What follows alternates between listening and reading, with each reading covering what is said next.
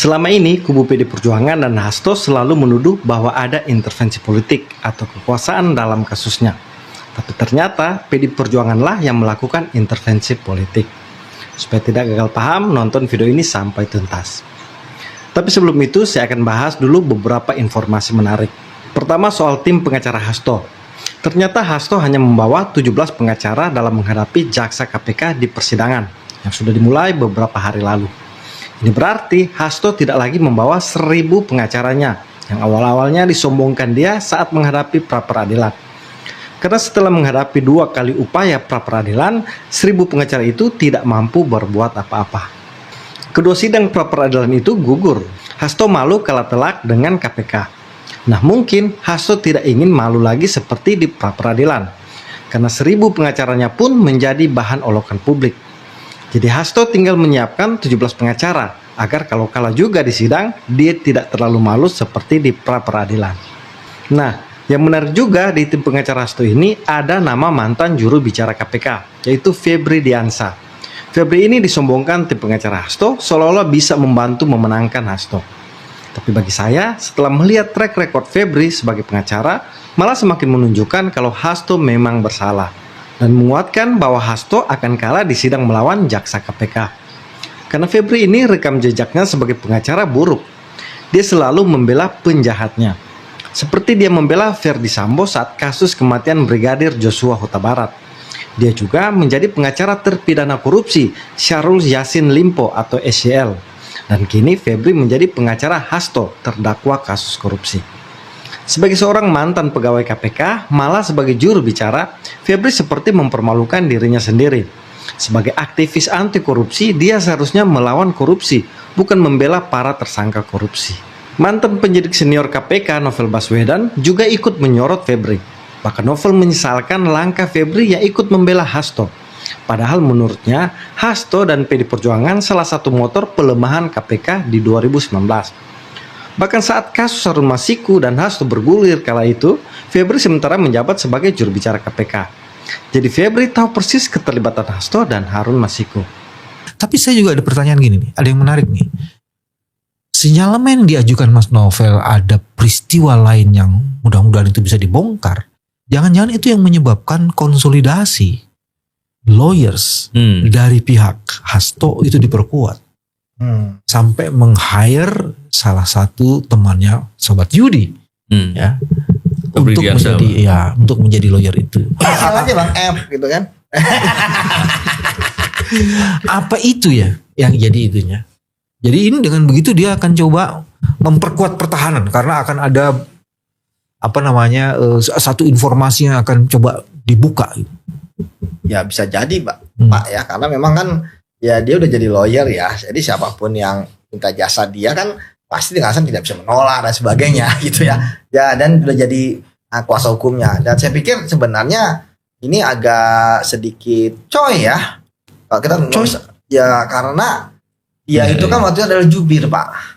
Iya. Oh. Dan dia saat itu tahu semua mengetahui lah ya. Paling nggak boleh nanya ke penyidik. Iya, dan mendapatkan update lah terkait dengan saat itu kondisinya seperti apa sih, gitu ya. Jadi dia sebenarnya udah punya coynya di situ ya. Iya, dia sebenarnya udah punya suasana kebatinan di saat itu seperti apa gitu ya.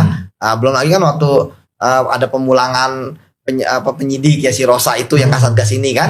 Nah, kan dia masih jadi jubir. Iya, dan bertindak untuk melindungi Rosa ya. Iya, dia waktu itu malah jadi salah satu yang melindungi Rosa gitu ya. Menarik juga memang. Tapi ya saya nggak paham lah kan. Ya seperti yang sudah saya sampaikan, ya ketika memang sudah keluar kan kehidupan masing-masing gitu ya. Iya. Seperti itu. Kehidupan masing-masing, tapi value mengenai coy itu kan harus tetap. Pasti itu yang keluarnya dari Bapak, jangan dari saya. Oh gitu. Baik. Kan Bapak kan guardian of moral.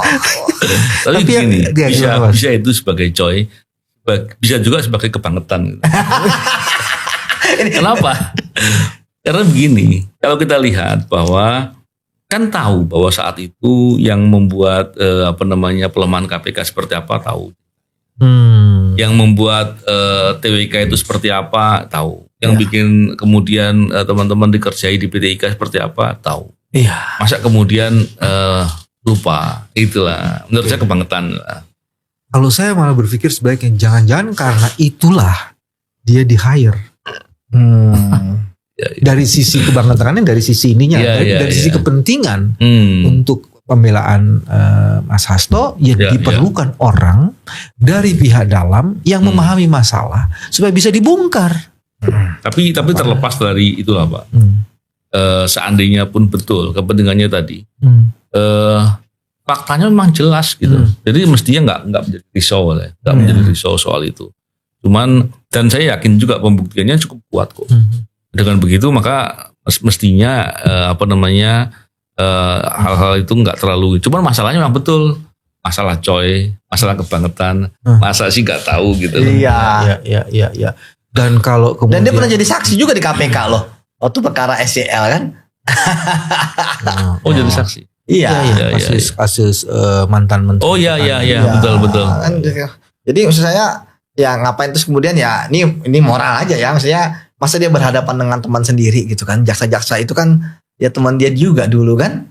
Ya kan maksudnya ya masa nggak ada yang lain, dunia ini begitu luas. Kayak dunia sempit aja gitu.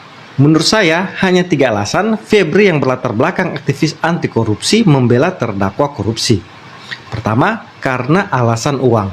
Karena sekarang Febri sudah pengacara. Jadi yang dia pedulikan adalah bayaran, bukan soal kasus apa atau tersangkanya siapa. Semata-mata hanya karena uang. Kedua, mungkin karena iming-iming jabatan di PD Perjuangan. Karena seperti Roni Telepesi juga dari pengacara Hasto kemudian menjadi kader dan mendapat jabatan tinggi di PD Perjuangan. Ketiga, ini yang bahaya.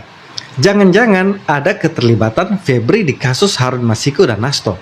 Karena diketahui Ketua KPK saat itu Firly Bahuri disinyalir yang membantu Hasto sehingga tidak kena OTT dan menghapus dari daftar tersangka. Firly kala itu memang dekat dengan Hasto dan PD Perjuangan. Bahkan kabarnya Firly adalah titipan PD Perjuangan sebagai Ketua KPK. Karena DPR yang punya wewenang menentukan ketua dan anggota KPK. Saya menduga Firly melakukan aksinya juga dibantu sejumlah kaki tangan di KPK. Tidak mungkin Firly hanya sendirian. Jadi ada juga pegawai KPK yang menjadi komplotan Firly. Nah, jangan-jangan Febri masuk dalam komplotan itu. Jika sekarang dia seperti berubah 180 derajat dengan menjadi pembela Hasto terdakwa korupsi. Selanjutnya masih terkait pengacara Hasto, ternyata Patra M. Zen disingkirkan dari tim pengacara Hasto. Dari 17 nama yang diumumkan Roni Telepesi, nama Patra M. Zen tidak ada. 17 pengacara Hasto itu yaitu: pertama, Todung Mulya Lubis sebagai koordinator. Kedua, Magdir Ismail. Ketiga, Roni Telepesi sendiri. Keempat, Arman Hanis. Kelima, Febri Diansa. 6, Patra Mijaya. 7, Erna Ratnaningsi. 8, Johannes Tobing. 9, Alfon Kurnia Palma. 10, Rasid Rido. 11, Duk Ariwe. 12, Abdul Rohman. 13, Triviyono Susilo. 14, Willy Pangaribuan. 15, Bobi Rahman Manalu. 16, Rory Sagala. Dan 17, Anissa Eka Fitria Ismail. Nah, mungkin karena selama sidang pra-peradilan Patra M. Zen kurang memberikan pengaruh, atau dinilai gagal atau tidak berhasil. Apalagi terbukti Hasto kalah dalam sidang pra-peradilan itu. Sehingga ketika masuk ke persidangan, Patra M. Zen disingkirkan Hasto dan PD Perjuangan. Nah, kita masuk ke soal intervensi politik di kasus Hasto. Salah satu narasi dari kubu PD Perjuangan dan Hasto bahwa ada intervensi politik atau kekuasaan di kasus Hasto yang ingin melemahkan PD Perjuangan.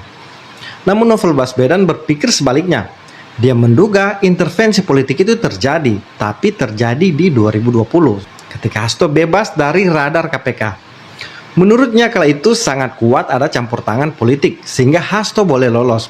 Karena Hasto saat itu sudah masuk target KPK. Bahkan sudah siap di OTT bersama Harun Masiku di PT IKA atau Perguruan Tinggi Ilmu Kepolisian. Tapi gagal karena pegawai KPK tiba-tiba disandra.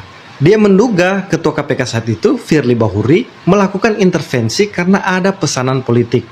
Apalagi Firly menurut Novel dekat dengan Hasto. Firly juga menjadi Ketua KPK karena dukungan fraksi PD Perjuangan yang mayoritas di DPR.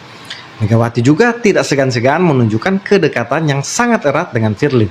Hal itu tampak di foto ikonik saat Megawati tiba-tiba merapikan dasi Firly di depan publik. Jadi saya menduga, pertama, narasi kubu PD Perjuangan dan Hasto yang terus menarasikan ada intervensi politik itu sebagai bentuk pengalihan. Karena merekalah yang melakukan intervensi politik di 2020 sehingga Hasto bisa lolos dari target KPK. Kedua, atau mereka menduga intervensi politik itu kembali terjadi seperti yang mereka lakukan di 2020 lalu.